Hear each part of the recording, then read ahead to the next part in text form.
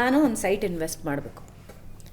ಎಲ್ರಿಗೂ sir middle class, lower middle class ಅವರ ಜೀವನದ ಅತಿ ಶ್ರೇಷ್ಠ ಕನಸು ಅಂದ್ರೆ ಒಂದು ಮನೆ ಮಾಡ್ಕೊಳ್ಳೋದು. ಭದ್ರತೆ, ದಟ್ ಫೀಲ್ ಆಫ್ ಸೇಫ್ಟಿ, ಒಂಥರ ಸೇಫ್ಟಿನೂ ಹೌದು, ಅದೊಂದು ಸ್ಯಾಟಿಸ್ಫ್ಯಾಕ್ಷನ್ ಹೌದು, ತೃಪ್ತಿ. ನನ್ನ ಮನೆ, ನನ್ನ ಸ್ವಂತ ಮನೆ, ನಾನ್ 4 ಗೋಡೆ ಹಾಕಿರೋದು, ಅದರಲ್ಲಿ 4 ಗೋಡೆ ನಂದು, 8x8 ಒಂದು ರೂಮ್ ಇದೆ, ಸಣ್ಣದೊಂದು ಓಪನ್ ಕಿಚನ್, ಒಂದು ಸ್ಲ್ಯಾಬ್ ಹಾಕ್ಬಿಟ್ಟು ಒಂದು ಕಿಚನ್ ಮಾಡ್ಕೊಂಡ್ಬಿಟ್ಟಿದೀನಿ, ಬಟ್ ನನ್ನ ಸ್ವಂತ ಮನೆ ಅದು ಅಂತ. ಲೋವರ್ ಕ್ಲಾಸ್ ಆಗಿರಬಹುದು, upper middle class, lower middle class, ಬಿಡಿ ನೀವು ರಿಚ್ ಪೀಪಲ್ ಅವ್ರದ್ದು ಬೇರೆನೆ ಇರುತ್ತೆ, ಶ್ರೀಮಂತರದ್ದು ಬೇರೆ ಬೇರೆನೆ ಖಯಾಲಿಗಳಿರುತ್ತೆ.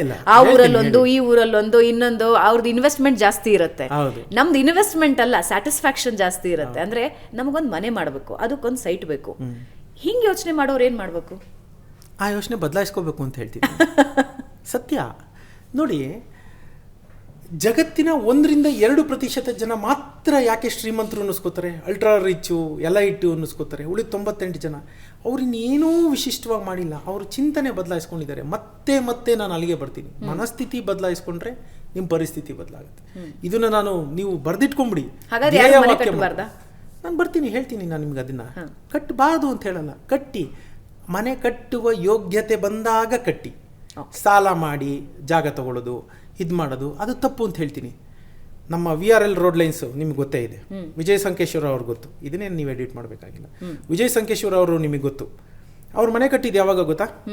ಅವರ 56ನೇ ವಯಸ್ಸಿನಲ್ಲಿ. ನಾನು ಹೇಳ್ತಾ ಇಲ್ಲ, ವಿಜಯ್ ಸಂಕೇಶ್ವರ ಅವರು ಖುದ್ದು ಇದೇ ರೀತಿ ಯಾವುದೋ ಒಂದು ಇಂಟರ್ವ್ಯೂಲ್ಲಿ ಹೇಳಿದ್ದಾರೆ, 56ನೇ ವಯಸ್ಸಿನಲ್ಲಿ ಮನೆ ಕಟ್ಟಿದ್ದು. ಯಾಕೆ ಸರ್ ಹಂಗೆ ಮಾಡಿದ್ರಿ ಅಂದರೆ, ಅದು ವೇಸ್ಟ್ ಅಲ್ಲೇ ನಮ್ಮ, ಸುಮ್ಮನೆ ಅಷ್ಟೊಂದು ದುಡ್ಡು ಅದ್ರ ಮನೆ ಮೇಲೆ ಹಾಕೊಂಡು ಕೂತ್ಕೊಂಡ್ರೆ ಅದ್ರ ಬದಲು 2 ಬಸ್ ತಗೋತೀನಿ ನಾನು ಅಂತ ಹೇಳ್ತಾರೆ ಅವರು.